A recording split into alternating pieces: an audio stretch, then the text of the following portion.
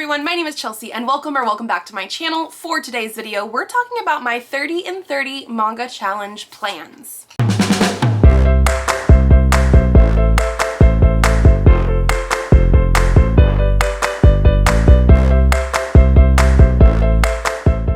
So the 30 in 30 manga challenge is run 2 times a year, pretty much I think April and August, so that you're trying to read 30 volumes of manga in 30 days.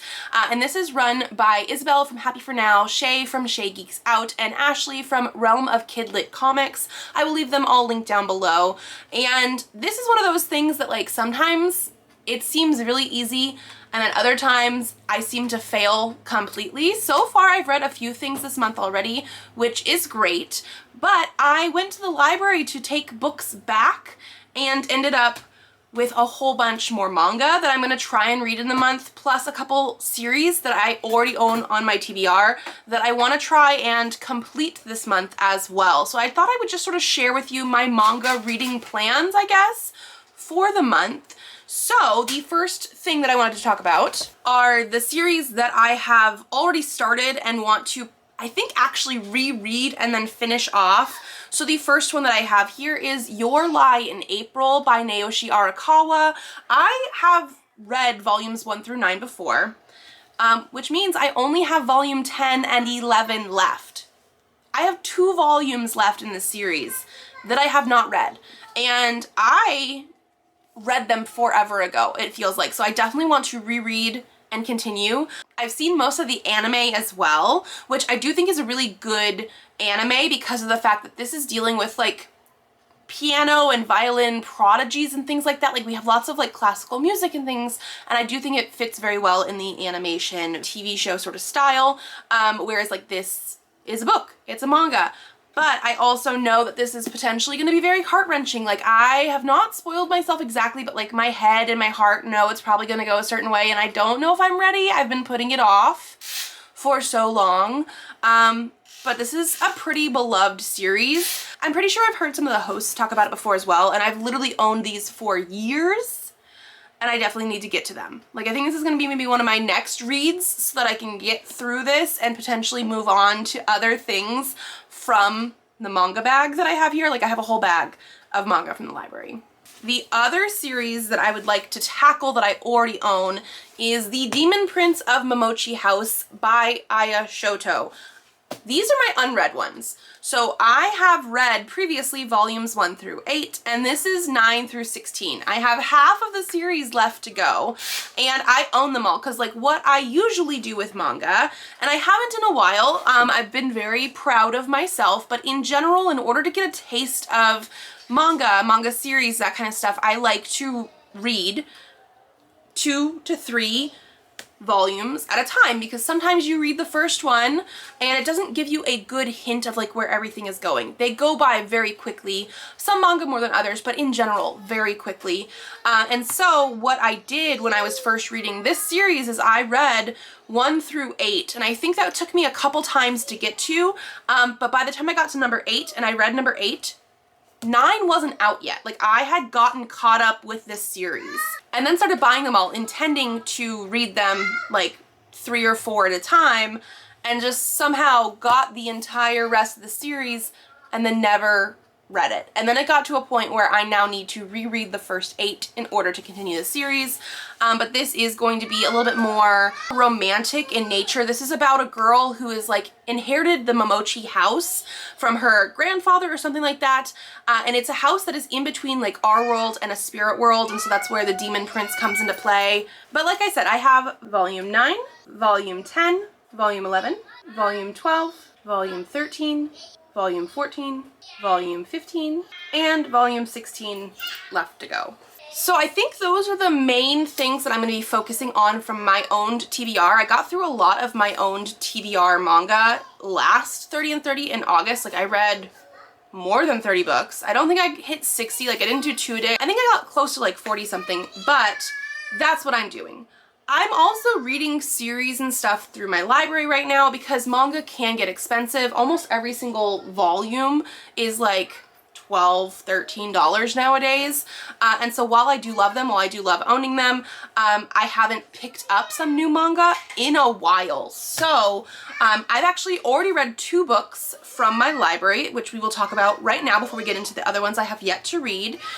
One of them is Sakura Saku Volume 6 by Io Sakisaka. I have absolutely been loving the series. Like, I do actually want to buy them and own them and have them on my shelves because I have been loving this one so much. I think I just actually read Volume 5 last month, so it was in my wrap-up for the month. But this is a shoujo high school series about a girl named Saku who has an incident in the first volume on like the subway and needs help and lost her purse, and this person brings it back to her. She doesn't actually know who brought it back, but she has this note saying it is Ryosuke Sakura. And then when she goes back to school, I think it's like her new year in high school, the brother of Ryosuke Sakura is in her class, and things go from there. We have really good friendship elements. We do have some hints of like crushes and romances and things that I would expect from shoujo stories, and Io Sakisaka specifically. I've absolutely been loving it, and so I did pick up the newest one that I saw in my library, and I have already read it. The next one that I have been loving and reading is Insomniacs After School by Makoto Ojiro. This was actually a recommendation from Ashley from last 30 and 30. The hosts always have recommendations, and I think one of like the prompts nowadays is like, you don't have to do the prompts. The main thing is just to read 30 volumes of manga in 30 days, but if you want to, there are prompts to read a host rec, and so this was one of the ones that I picked up last time, and I have, again, been reading through the whole thing. This is volume 8, and so this is the most recent one out at my library, and this is another one that I have absolutely been loving. 5 out of 5 stars. I definitely want to own them and have them on my shelves eventually, but this follows 2 kids who are insomniacs for different reasons, and because of that, they end up meeting and like restarting the astronomy club at their high school because of the fact that like, hey, they're up at night already, and so might as well. And again, really good friendship elements and everything like that. Again, I do feel like we're gonna eventually go into a more romantic direction, which we had, you know, little hints and pieces of crushes and stuff. I've absolutely been loving it. So yeah.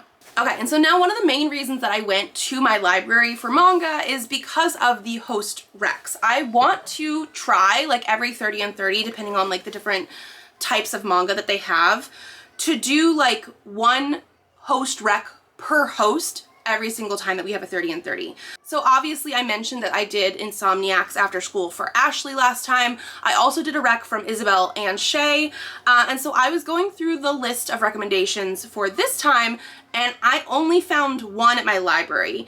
I've already read some of the recommendations from these hosts before, but the one that I was able to find this time is from Shay, which is Don't Call It Mystery by Yumi Tamura. This is actually a omnibus bind up of volumes 1 and 2, which is probably good because like I said, I like to have more than just one volume to go off of usually, and this is going to be some sort of mystery. Totono is a young college student who stands out both for his bushy hairdo and his finely honed abilities of observation and deduction. When Totono is accused of murder, he puts his skills to work and uses his exceptional insights to find the real killer.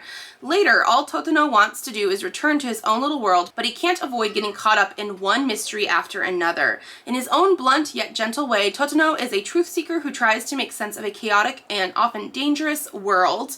So that's all we have to go on for this. I like the idea that this feels like sort of like a Sherlock Holmes type of character. We have the mystery, we have the like unique powers of deduction type of thing. So that is the reason I went for this one.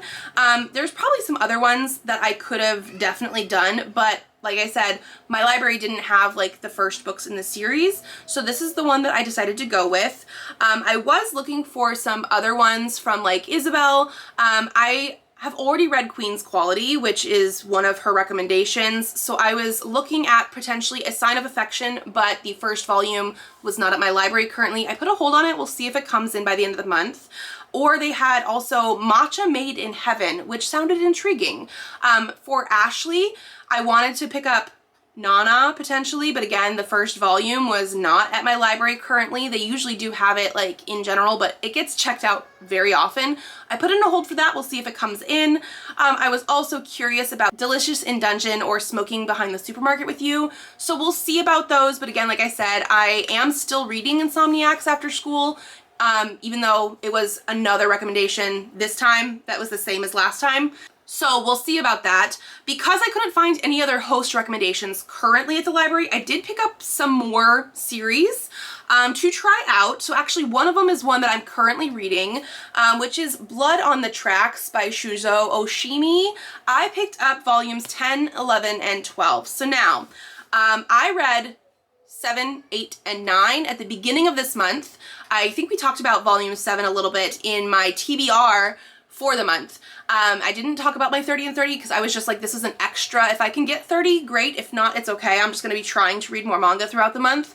I've already read 7, 8, and 9. I will tell you that this is a very weird, dark series. This is one of the quickest mangas I've ever read as well. Like, it definitely feels like it speeds by. There's not like a ton of dialogue in here.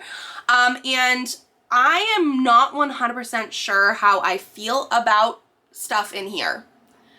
Like, this is not my favorite series. I will just tell you that. I will probably never own the books. I'm glad my library has it because this way I can pick up stuff as we go. I started reading this last, I think, 30 and 30, and I took a break until this month. I like the idea of being able to read this through my library, figuring out what the story is, even though I know it's not my favorite. I will say I was potentially thinking of DNFing this series just because of stuff going on in it. And then I read volume 9 and the end of volume 9. I gave that book a 4.5 star. We'll talk about stuff more in my wrap up, especially since I'm planning on potentially reading more. But because it is very dark, I only pick up like 3 at a time and we'll just sort of see how it goes. But yeah, so I have volume 10, volume 11, and volume 12.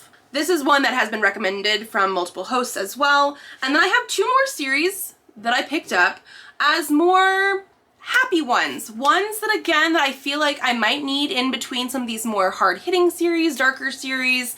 And these are ones that are also, I'm pretty sure, recommended by hosts. I don't remember who exactly, because I watch all of their channels and they all talk about manga and comics and things like that as well. But I remember hearing about both of these series, and I picked up 3 volumes from each, so I had a good selection. The first one I have here is Ima Koi, Now I'm in Love by Ayuko Hata. So this one I picked up, like I said, 3 volumes. I'm pretty sure this is going to be a shoujo. I'm pretty sure romance as well. The back of the first one says, after missing out on love because she was too shy to confess her feelings, high school student Satomi blurts out how she feels the next time she gets a crush. And it's to her impossibly handsome schoolmate Yagyu.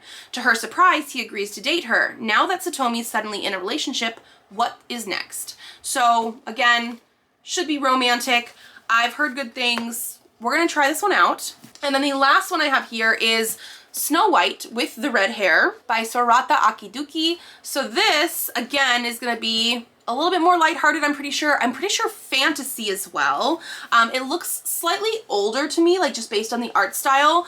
I do remember seeing it out and about, and I just have never read it, but one of the hosts, I'm pretty sure, again, recommended this or talked about it at least once semi-recently on their channel. And so when I saw it, I was like, hey, I'm pretty sure this is where I saw it from. Let's try it out. So again, let's go on to the back of book 1. It says, Shirayuki is famous for her naturally bright red hair, and the Prince of Tanbaron wants her all to himself. But when she escapes into the woods of the neighboring kingdom, a young man named Zen and his 2 friends come to her aid. But who is Zen really? And then it says this volume also has a short story, I guess, in the back. But so this is going to be a little bit more of a fantasy. And again, decided 3 volumes is good to check it out. I think this is one of the longer series, and my library had quite a bit of it. So I actually don't know how many volumes that is going to be. I think definitely over 30, because technically if I want to reread the volumes of stuff that I already own, that's 16 volumes of Demon Prince and 11 volumes of Your Lie in April. We're about 1 week into April, and I've already read 3 volumes of Blood on the Tracks. I've already read Sakura Saku and Insomniacs After School. I think that might be where I am, so I'm a little bit behind for the 30 and 30. I'm definitely not trying to do 30 books in 30 days, like 1 per day. That is just not going to happen for me. I'm finishing up Mass Effect as well, and then I have a huge TBR this month that I don't know how that's going to work. But these are the things that I picked up. This is what I would like to read. I might not be able to finish all of them, but that is my goal. Those are the things that I would like to try. And then, like I said, I do have 2 or 3 things that I put on hold with my library that I might get eventually. One of them for sure was Nana. One of them for sure was A Sign of Affection. And I think there was one other one that I put a hold on as well, but I don't remember. So we'll be surprised if that comes in. And so that is going to be it for me today. Let me know down below if you read manga, and if so, would you be doing the 30 and 30 manga challenge? Is there a manga that you would like to recommend to me? And if you guys like this video, give it a thumbs up to let me know. Subscribe to this channel if you'd like to see more videos. I do have videos coming out Tuesdays, Thursdays, and Saturdays. So I will see you then. Bye.